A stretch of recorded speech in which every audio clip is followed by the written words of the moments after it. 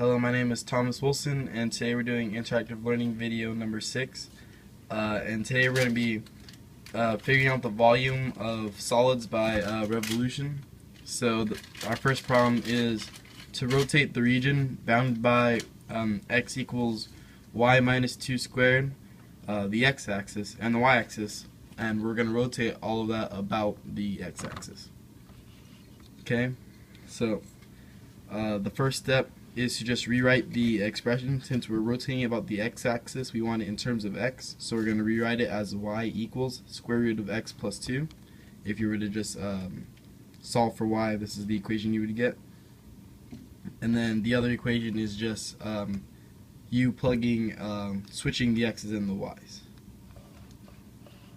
Okay, and then this is the formula we're going to be using. We're going to be using the volume is equal to 2 pi integral from a to b of the shell radius times the shell height. This is the shell method of finding volume. And so now we just plug in what we know. So we get volume equals 2 pi integral from 0 to 2, because if we were to solve for x would be 2, and since we're using the x and y axis, it's going to be from 0 to 2. So we're solving from 0 to 2 of y times y minus 2 squared dy. And then if we just factor all of that out, that way it's easier to integrate.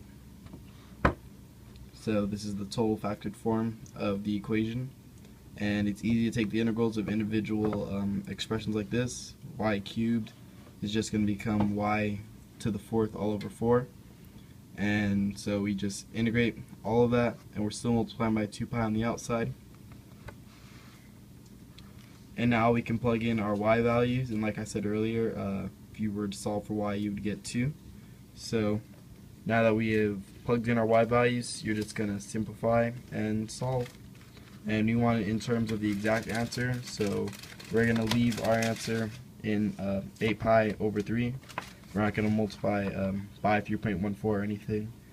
And that's how you solve volume by revolution problems.